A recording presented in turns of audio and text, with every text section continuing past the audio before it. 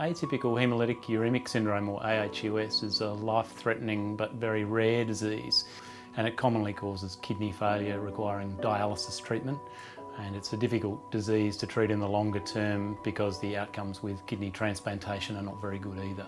From the time of diagnosis, approximately 1 in 10 patients will die within that first year. We also know that for the patients who survive the initial episode and end up on dialysis, that their mortality will be approximately 15% per year, which means over the course of around 4 years, over a third of those patients will no longer be alive.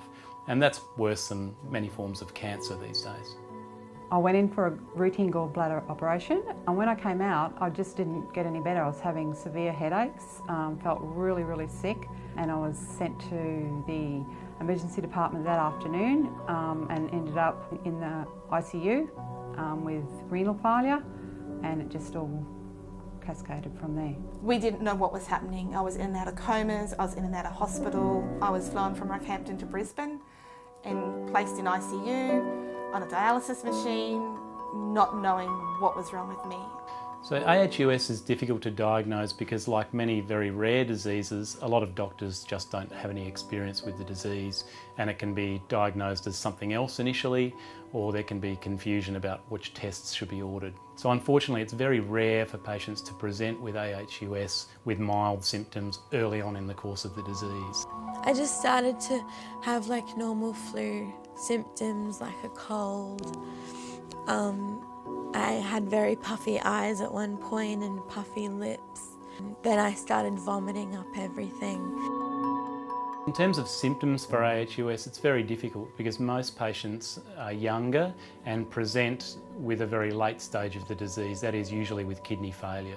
So by the time they come to medical attention, they've already got kidneys that are not working at all, they're very ill, and they require dialysis treatment almost straight away. I know when Ashley first got diagnosed, he was on dialysis, but they hoped that he'd come off it, and then when they started talking about me learning how to do the dialysis at home, and I think it took them a few days for me to actually watch them do it and start learning, because I didn't want to know about it. I didn't want to believe that this was going to be part of our life. AHUS is a disease that can affect almost anyone, and we know that in a lot of patients it's due to a mutation that sometimes runs through families, but we don't always see a family history. So sometimes patients can be the first member of the family to be diagnosed, and it's only later when another member of the family gets diagnosed with the same condition that we can see that it's clearly a disease that runs in that family.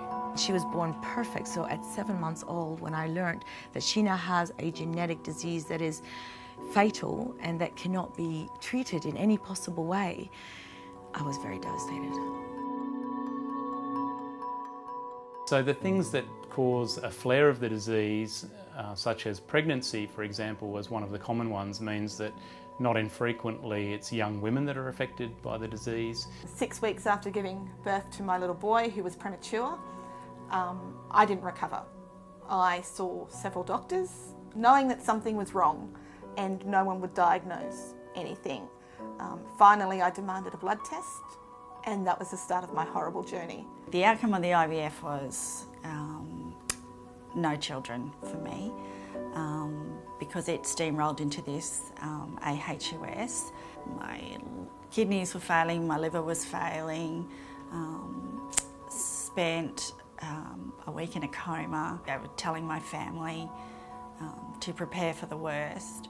In the first year of diagnosis, he had 10 trips to theatre, dialysis tubes inserted, and he was just malnourished, and test after test and complication after complication. And then, when he started plasma exchange, he was so little that they had to use donated blood to prime the lines of the machines, because otherwise the machines would have taken all of the blood out of his body. As well as commonly developing kidney failure that requires dialysis treatment, they also get very significant other complications, and they can include heart attacks, strokes, symptoms related to their gastrointestinal tracts. Well, constantly it's just a feeling of unwellness. My blood pressure is very high. I'm tired all the time. I feel very nauseous and I vomit up a lot. so my nutrition isn't that good anymore. These symptoms can come and go over time, so they may be well for a period of time and then suddenly have a stroke or suddenly have a heart attack, and this can happen perhaps once every few years in some patients with the disease. So current treatments for AHUS unfortunately are only supportive treatments, so they include dialysis for patients whose kidneys have already failed, and also plasma exchange, which is a process where we replace the patient's plasma, the liquid part of the blood, with artificial plasma. And that can help to switch off a crisis that can cause kidney failure or a heart attack or a stroke, but it doesn't treat the underlying problem which causes AHUS.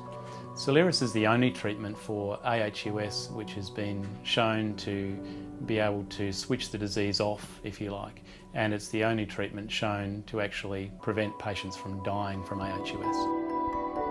The Life-Saving Drug Program has been set up in Australia specifically to fund expensive treatments for very rare diseases, and this is so that patients who are unlucky enough to have rare diseases have an equal opportunity to access funding for their vital treatment. It's very important that the Soliris treatment is funded by the government because it's too expensive for patients to have to pay for themselves.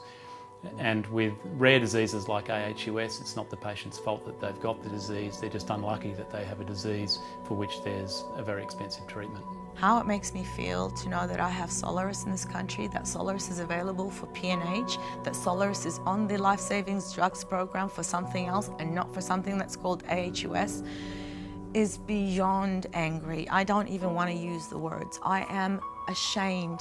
My child is dying. Her kidneys are failing every single minute I'm talking to you right now.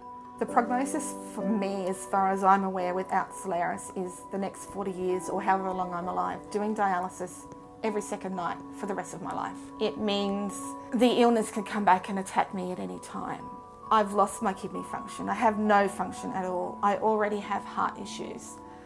And the chances of other things going wrong with other organs is greatly enhanced. What price is a life? Please approve the drug for use for AHUS. Nobody wants to think about losing their little boy. It would, couldn't even imagine, couldn't even try and describe what it would be like. This disease doesn't have a long time frame. It's a killer.